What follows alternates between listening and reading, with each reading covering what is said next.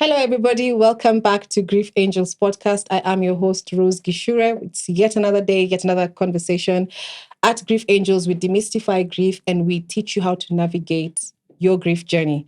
It's unfortunate that a lot of us go through this and nobody tells you, nobody prepares you for it. But at Grief Angels, we've chosen to talk the walk and walk the talk, have those tough conversations.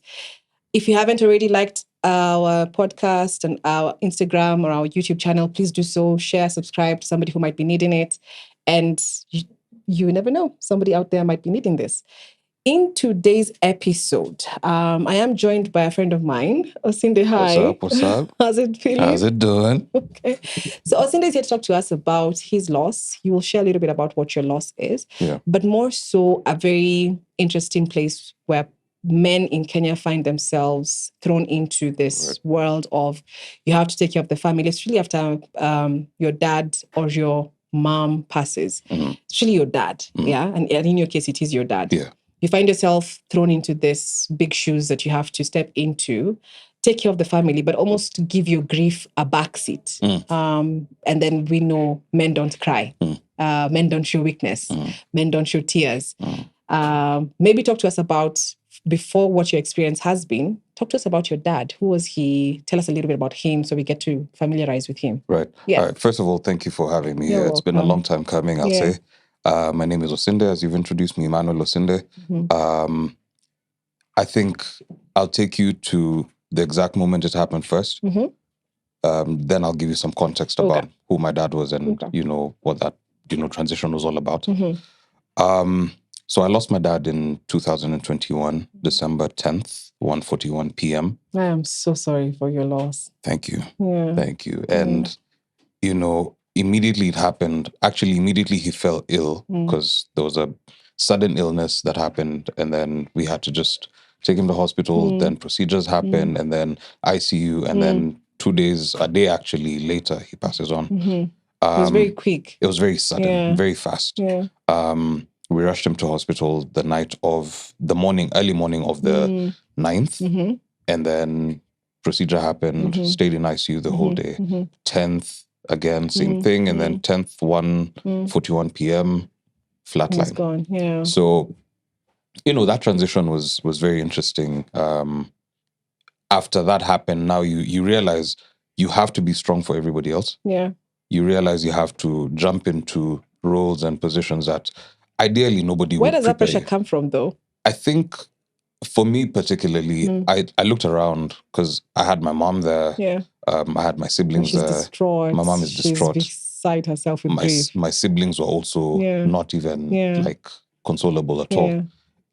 I had relatives who were outside of the waiting room just waiting for some good news because there was some progress through the night. But then the morning of, the doctors were like, the way things are looking, it's not looking good. It's not looking too good. So go and prepare your siblings, nini. So I had to go back home, bring my siblings back to the hospital. So when we got to the parking lot at the hospital, this was literally at like 1:30 p.m. I remember the time very well. And my mom calls me and she's like, you need to come to the room because there's some activity. I'm like, all right, cool. So I pace through the halls in the hospital, get to the ward, the ICU ward, get straight to the room, and I see the windows had been frosted. And the moment I saw that, I was like, okay, now for real, there's something that's actually happening.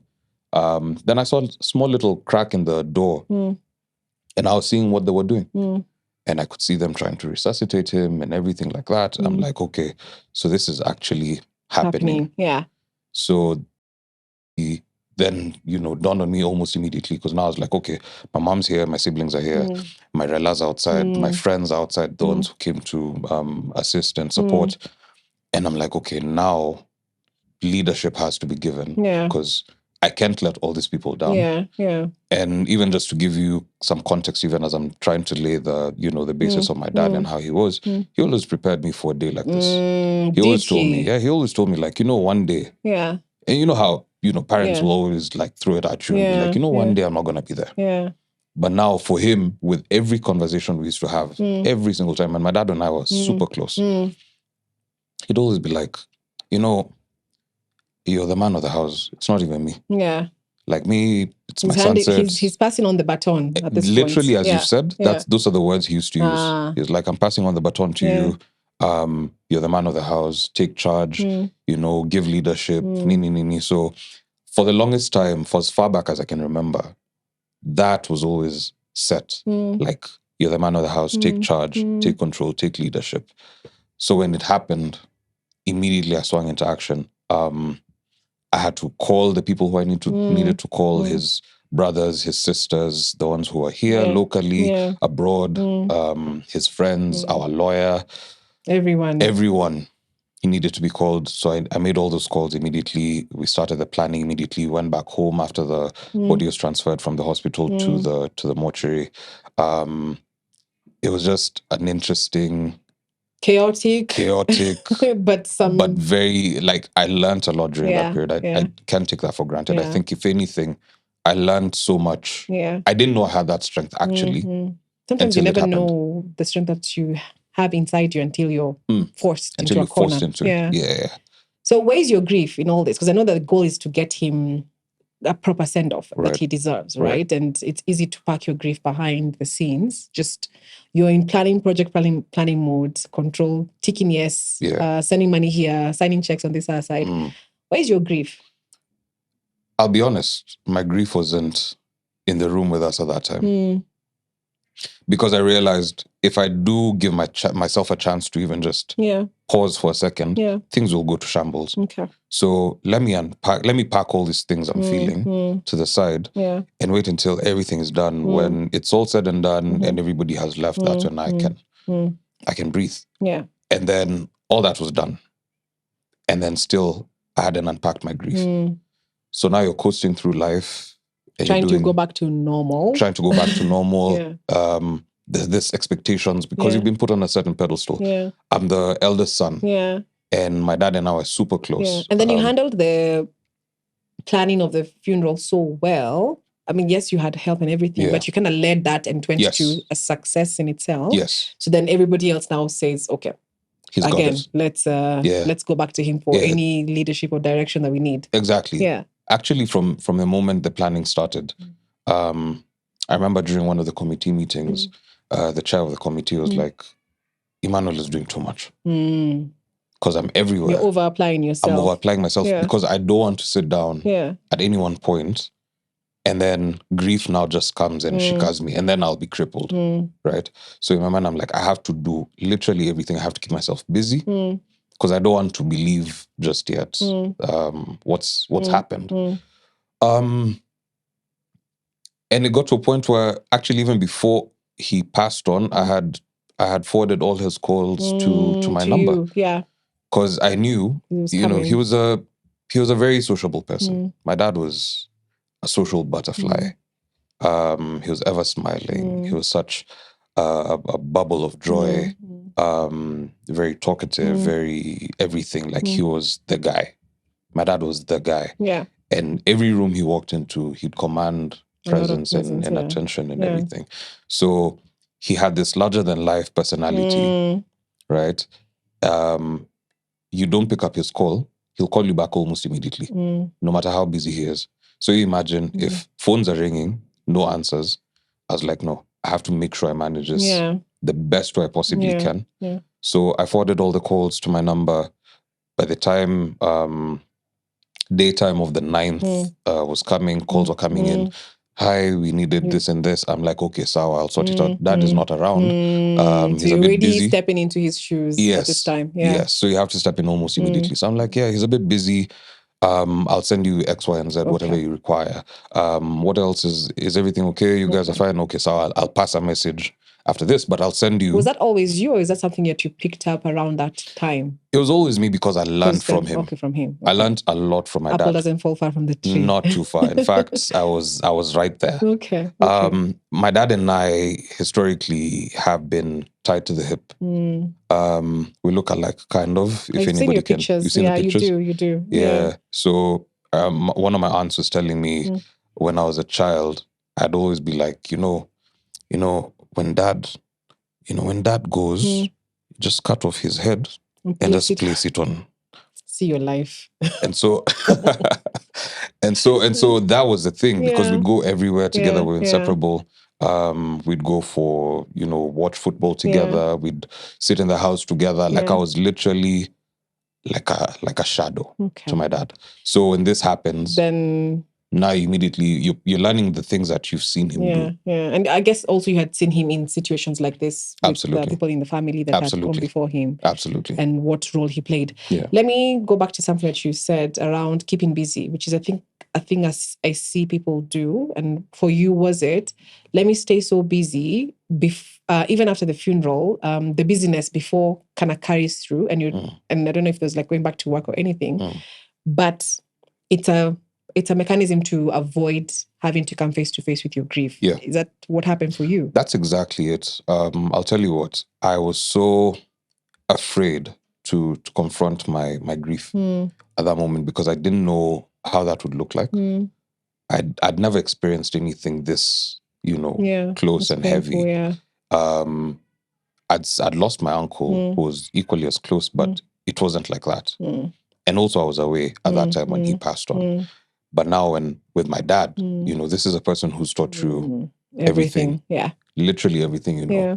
Your mannerisms are exactly like his. You speak just like him. I may not be as extroverted as he was, but I had my small little, windows of doing that. Being busy was a coping mechanism, which later I realized was such a wrong thing to do. Because again, there's also this stereotype in Africa or around the world, let me say, where men are not supposed Men don't cry. Men don't cry. and you shouldn't be vulnerable or don't tell people how you're actually feeling. Yeah. But for me, it was different because I'd seen my dad grieve in his grieving journey. He lost his dad literally 2 weeks after I was born. Right? So my entire life, I didn't know my grandfather, but I could tell how close he was with my dad, Got it. based on how my dad was going through it. And my dad was very expressive with his emotions. He was very open. Okay. So now, you have relatives on this side who are telling you, hey, be strong for the family. You need to be strong. Yeah. Kangumu, as they normally say. Yeah. And then on this other side, you have your family members also still reaching out and telling you, we need to do this, and we need to do this, and we need to make sure this is done. And then you have yourself in your room, on your pillow, every night by yourself. And you can't even sleep because your mind is running. Yeah. And you can't allow yourself to sleep because you're like, okay, if this isn't fixed, then there's going to be a problem. In your brain. Exactly. You're just running. Yeah. So you wake up in the morning, you're exhausted. Yeah. You can't even give yourself time to grieve. Then there's work. Yeah. Work was equally as hectic and chaotic. I had just stepped into a new role in a new market altogether. I was handling a lot of the marketing activities in the East Africa region. So there was a lot of responsibilities required from me from literally every corner. So I couldn't give myself a little bit of room or chance to just like woosah and listen to my body. So what made you reach out to Grief Angels? Because I know we always do these calls for support group. Yeah. And then we do get sign-ups, especially from a lot of them from women, yes. From men, we do get some interest, but when the actual day comes to show up, then they don't. Yeah. But you come in. What were you looking for then? I was looking for community. Yeah. It's one thing to sit with your family and everybody's going through the motions. Yeah. It's another where none of you understand what's going on. Like, you're in pain, but you don't really understand the details of this pain and how I can navigate through it. Grief Angels was a community that, first of all, I stumbled upon the ad. I stumbled upon an ad on Instagram and I was like, okay, this would be interesting. I sent it to my family. I was like, all right, guys, sign up is for this date. I'll take care of it if you guys want. And then they went quiet. I was like, okay, I guess that's that. I guess you're doing it alone. I guess I'll do it by myself. And then also there had been a series of other losses in our family after my dad had passed away. So there's a lot going on. There was a lot going on. Yeah. May 2022, I lost my cousin. The following year. September 2022, I lost my grandmother, my dad's mom. And then June 2023, I lost my dad's brother, the same one who lost his daughter in 2022. So it's just back-to-back losses. I'm just like, okay. It's a lot. I really need to do something about this because now it was weighing heavy. All the responsibilities. There's no more running away from it. No, I couldn't even mask it because now it was showing, even in my work. My relationships with my friends. Literally everything was just like falling apart. So I was like, you know what? I need a community that understands exactly what I'm going through. It is I'm going through. And then you found us and you joined. Yeah, were there any regrets? You kept coming day after day. It's a group of 9 women and you, and you're like, you're the only guy. That was so interesting for me to see. That was an interesting space to be in. I'm not going to lie. And women are very expressive. Extremely. Yeah. Extremely expressive. And I appreciated that. And I think that's what even made me understand my grief even more. Yeah.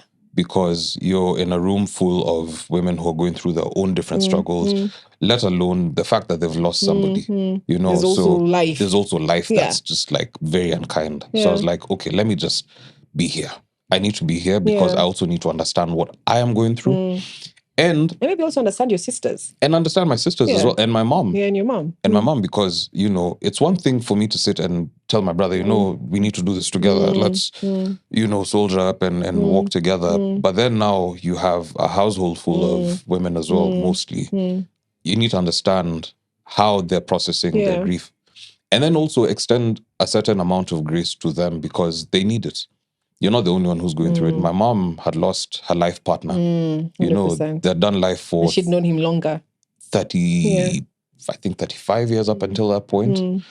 So you can imagine your whole entire life from teenagehood up until adulthood. My siblings, my sisters are older than I am. So they've known dad longer than I did. Then now in comes in my relationship with my dad. And my brother had his own relationship with my dad. So trying to understand how I can support each and every one of them meant I needed to first face your grief. Face my grief. 100%. Yeah. Okay. Yeah. So then, what would you say to, if you had an opportunity to say something to the society? I don't know who the society here is, but how can we better support men? Because I feel like we place a lot of responsibility on their shoulders unknowingly. Right. Because we've done that thing of men at the head of the family. I did the same with my brother when my mom died. Right. Yeah. He was the firstborn.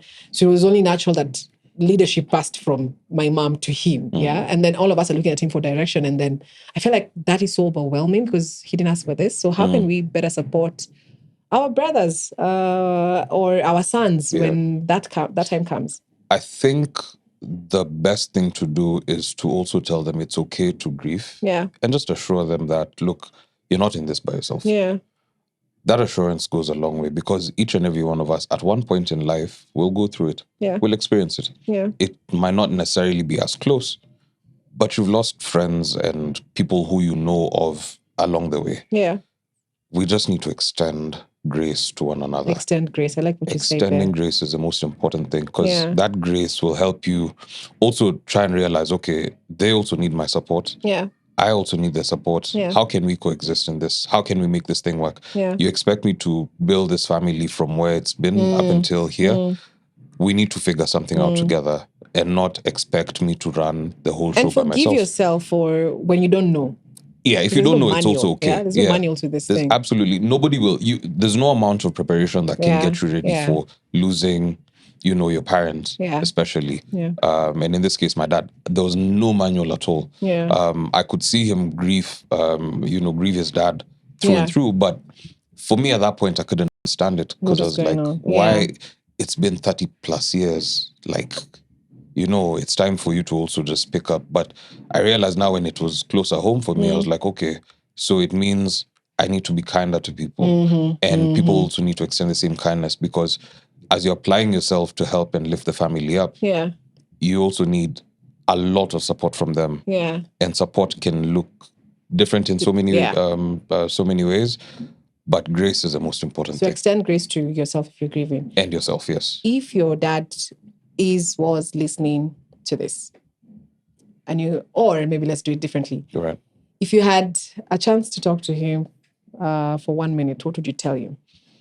Well, 1 minute is short. I have so much Or to if tell heaven him. had visiting hours. Bro, Yeah. if And you heaven had had 1 minute visiting, to say something. What 1 would you minute, say? I Yeah. just, obviously I tell him I miss him and I love him so much. And I'd thank him Yeah. for the lessons that, he taught me. Yeah. And the lessons that I have had to learn since his passing. Yeah. 1 minute is so short. But yeah, I think those are the most important things I'll tell him, and that everybody is hanging on as tight as they can. Yeah. And we're doing our best so far. And our best doesn't have to look like the next perfect. person's best. Yeah. But we're trying our best. I think I've kind of asked you this, but I want you to see if you're able to answer it again. What advice would you give to other men who are feeling the pressure to grieve in silence? First because of all, men don't express this. And men don't join support groups. men. I was the only one in my cohort. Acknowledging your grief doesn't make you any less of a man. Yeah. Or a human being for that matter. If anything, you're giving less power to the grief by acknowledging it. It's like I have a principle in life where I normally focus on the positive. I know the negative will be there, but I choose to focus on the positive. Like, say, for instance, Nairobi of late has been rainy, sunny. I choose to look at it as, okay, at least we're going to get some rain to calm things down and the heat was cool too things. Much. The heat was too much. It's the same thing with grief. I will focus on the positive side of it, in that I will look at what has this grief done for me positively. Have I grown? Have I learned? Have I been forced to grow? Have I been forced to learn certain things? Absolutely. Have I been forced to take leadership in certain situations? Absolutely. And those things will shape you further to doing better and more for your family as well. So acknowledging your grief is a first sign of strength. And then from there, life will continue. Showing up for your grief doesn't mean that it doesn't make you less of a man. It doesn't. That's my takeaway from this one. It doesn't make you any less of a man. Thank you so much for spending time with us today. Thank you for having me. I know there's a lot that we could talk about, and I'm happy to have you back on the podcast again. Anytime. Thank you for honoring my invite as well. Thank you for inviting me. That's it, guys. Thank you so much for tuning in to today's episode. I hope you've learned a thing or two. Please like, subscribe, and share the episode. And also follow us on our Instagram page. We will see you at the next conversation. Peace. Peace.